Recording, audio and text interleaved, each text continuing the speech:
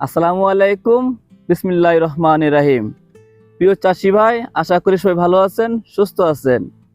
S কৃষিচিত্র YouTube চ্যানেলের পক্ষ থেকে সবাইকে শুভেচ্ছা ও অভিনন্দন। চাষি ভাই, কৃষিতে যদি লস না করতে চান তাহলে ফসলের রোগবালাই সম্পর্কে সঠিক ধারণা থাকতে হবে। কেননা আমাদের চাষকৃত ফসলে বিভিন্ন ধরনের রোগবালাই দ্বারা ফসল ক্ষতি হয়ে থাকে। ফসলের বিভিন্ন রোগবালাই দ্বারা ক্ষতি হওয়ার কারণে ফসলটি থেকে ভালো মানের ফলন পাওয়া যায় না।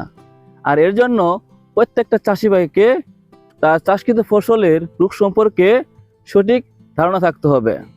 ফসলের সঠিক রোগ সম্পর্কে না জানার কারণে ফসলটিকে সঠিক ট্রিটমেন্ট করা যায় না, সঠিক বালাইনাশক জমিতে প্রয়োগ করা সম্ভব হয় না। আর যখন জমিতে সঠিক কীটনাশক প্রয়োগ করা না হয় তখন সেই গাছটি থেকে ভালো মানের ফলন পাওয়াও সম্ভব হয় না। তাই আমাদের প্রত্যেকটা চাষি ভাইকে আমাদের চাষকৃত ফসলের রোগ সম্পর্কে জানতে হবে এবং রোগ সম্পর্কে জেনে সঠিক কীটনাশকটি জমিতে প্রয়োগ করতে হবে।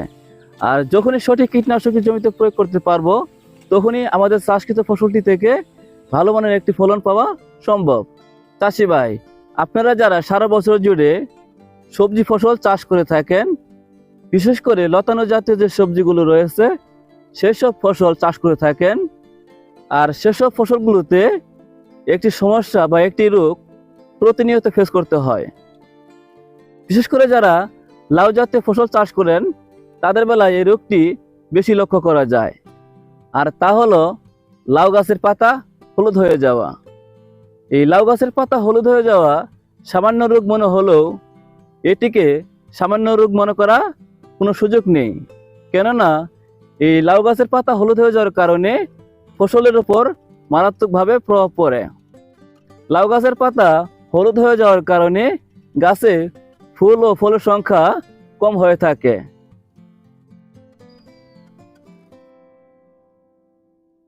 চাষি ভাই, এ পর্বে কথা বলবো লাউ গাছের পাতা হলুদ হয়ে যাওয়ার রোগটির সম্পর্কে।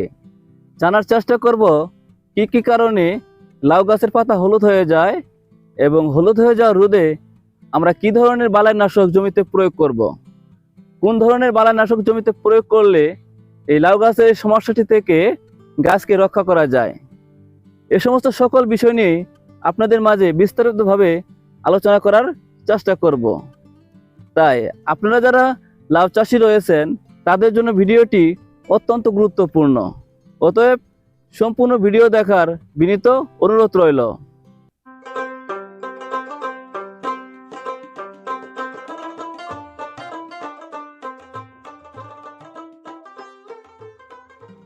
পুষ্টিজনিত সমস্যা। লাউ গাছের পাতা হলুদ হয়ে যাওয়ার অন্যতম কারণ হতে পারে গাছে পুষ্টিজনিত ঘাটতির সমস্যা। অনেক সময় বিভিন্ন সারের ঘাটতির কারণে গাছগুলো পুষ্টিহীনতায় ভোগে। আর যখন গাছগুলো পুষ্টিহীনতায় ভোগে তখন গাছে বিভিন্ন ধরনের রোগবালাই আক্রমণ করে থাকে এবং গাছের পাতা হলুদ হয়ে যায়।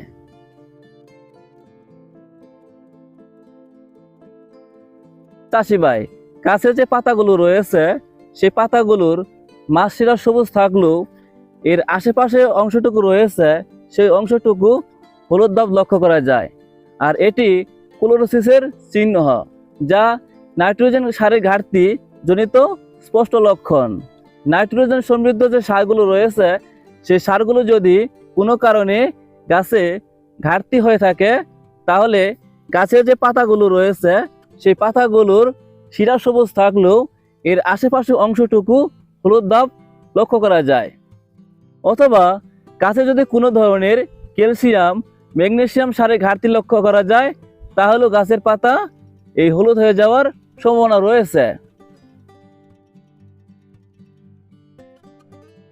চাষি ভাই, গাছের এই পুষ্টিহীনতা দূর করার জন্য প্রতি শতক জমিতে 250 থেকে 300 গ্রাম ইউরিয়া সার প্রয়োগ করতে হবে, অথবা প্রতি মাদায় 10 থেকে 12 গ্রাম ইউরিয়া সার প্রয়োগ করতে হবে, অথবা আপনি 10 লিটার পানিতে 50 গ্রাম ইউরিয়া সার মিশিয়ে বিকেলবেলা প্রয়োগ করতে হবে প্রতি 7 থেকে 10 দিন অন্তর অন্তর। চাষি ভাই, ম্যাগনেসিয়াম এবং ক্যালসিয়াম সার প্রয়োগ করার জন্য আপনি এসিআই কোম্পানির ম্যাক্সার অথবা সিনজেন্টা কোম্পানির ম্যাগমা এর যে কোনো একটি জীব সার জমিতে প্রয়োগ করতে হবে। যদি আপনি এসব সার জমিতে সঠিক সময় প্রয়োগ করেন তাহলে আপনার জমিতে যে পুষ্টিজনিত ঘাটতি রয়েছে সেটা অনেকাংশে পূরণ হয়ে যাবে এবং আপনার যে গাছগুলো রয়েছে সেই গাছের পাতাগুলো আবার সবুজ ভাব ফিরে আসবে। চাষি ভাই, লাউ গাছের পাতা হলুদ হয়ে যাওয়ার দ্বিতীয় কারণ হতে পারে ছত্রাকের আক্রমণ। বিশেষ করে পাতাগুলোতে যদি লিফ লাইট বা ডাউনি মিল্ডিউর মতো ছত্রাক আক্রমণ করে তাহলে লাউ গাছের পাতা হলুদ হয়ে যেতে পারে। চাষি ভাই, এসব ছত্রাক দমন করার জন্য আপনার জমিতে কার্বেন্ডাজিম গ্রুপের যে ছত্রাকনাশকগুলো রয়েছে সেগুলো প্রয়োগ করতে পারেন। আর কার্বেন্ডাজিম গ্রুপের ছত্রাকনাশকগুলোর মধ্যে আপনি বেবিস্টিন, নোইন, অ্যামকোজিন এ জাতীয় যে ছত্রাকনাশকগুলো রয়েছে সেগুলো আপনার জমিতে প্রয়োগ করতে হবে। অথবা ম্যানকোজে প্লাস কার্বেন্ডাজিম গ্রুপের মিশ্রণে যে ছত্রাকনাশক রয়েছে কম্পেনিয়ন, এটিও আপনার জমিতে প্রয়োগ করতে পারেন। অথবা আপনারা মেটানক্সিল গ্রুপের যে ছত্রাকনাশক রয়েছে রিডোমিল গোল্ড, এটিও আপনার জমিতে প্রয়োগ করতে পারেন। এসব ছত্রাকনাশক যদি আপনার জমিতে প্রয়োগ করতে পারেন তাহলে আপনার জমিতে যে ছত্রাকজনিত কারণে গাছের পাতা হলুদ হয়ে যাচ্ছে এটি আপনি অতি সহজেই দূর করতে পারবেন।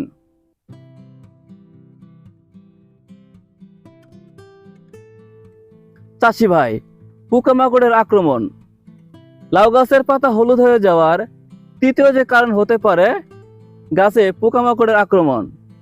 বিশেষ করে লাউ গাছে যদি ফিস পোকা, জাপ পোকা, সাদামাছি এ জাতীয় পোকা যদি গাছে আক্রমণ করে থাকে তাহলে পাতাগুলো হলুদ হয়ে যেতে পারে। আর এসব পোকা গাছের যে পাতাগুলো রয়েছে সেই পাতাগুলোর রস শোষণ করে, আর রস শোষণ করার কারণে গাছের পাতা হলুদ হয়ে যায়। চাষি ভাই, এই থ্রিস পোকা, জাপ পোকা এবং সাদামাছি দূর করার জন্য আপনারা আপনার জমিতে ইমিডাক্লোরপিড গ্রুপের যে কীটনাশকগুলো রয়েছে সেগুলো প্রয়োগ করতে পারেন। আর ইমিডাক্লোরপিড গ্রুপের কীটনাশকগুলোর মধ্যে আপনি অটোমিডা বা ইমিটাফ যে কোনো একটি কীটনাশক প্রতি লিটার পানিতে 0.5 মিলি হারে কীটনাশক মিশিয়ে আপনার জমিতে প্রয়োগ করতে হবে। চাষি ভাই, অথবা এসব পোকা দমন করার জন্য অ্যাসাটামাপ্রিড গ্রুপের যে কীটনাশক রয়েছে সেগুলো জমিতে প্রয়োগ করতে পারেন। আর অ্যাসাটামাপ্রিড গ্রুপের কীটনাশকগুলোর মধ্যে আপনি সালভো, কেপ্রিট অথবা পাল্টিনাম এর যে কোনো একটি কীটনাশক প্রতি 10 লিটার পানিতে 5 গ্রাম হারে কীটনাশক মিশিয়ে আপনার জমিতে প্রয়োগ করতে হবে। চাষি ভাই, এ জাতীয় কীটনাশকগুলো যদি আপনার জমিতে সঠিক সময় প্রয়োগ করতে পারেন আপনার জমিতে যে গাছের পাতাগুলো হলুদ হয়ে যাচ্ছে এসব পোকার কারণে তা অতি সহজে আপনি দমন করতে পারবেন।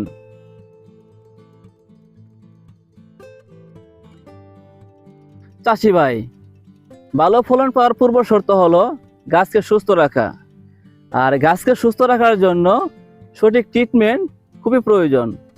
আপনি যদি গাছের রোগ সম্পর্কে সঠিকভাবে না জানেন তাহলে আপনার গাছগুলোকে আপনি সঠিক বালাইনাশক প্রয়োগ করতে পারবেন না। আর সঠিক কীটনাশক যখন আপনার জমিতে প্রয়োগ না করতে পারবেন তখনই আপনার গাছগুলো অসুস্থ হয়ে যাবে, রোগাক্রান্ত হবে। আর রোগাক্রান্ত গাছ থেকে আপনি ভালো মানের ফলন আশা করতে পারেন না। আর এর জন্য প্রত্যেকটা চাষি ভাইকে তার গাছের রোগ সম্পর্কে জানতে হবে এবং রোগ অনুযায়ী গাছের যত্ন নিতে হবে এবং বালাইনাশক জমিতে প্রয়োগ করতে হবে। চাষি ভাই, আজ এ পর্যন্তই। অন্যদিন অন্য কোনো কৃষির আরো একটি সমস্যার সমাধান নিয়ে আপনাদের মাঝে আলোচনা করার চেষ্টা করব। সে পর্যন্ত সবাই ভালো থাকবেন, সুস্থ থাকবেন এই আশা ব্যক্ত রেখে আসসালামু আলাইকুম।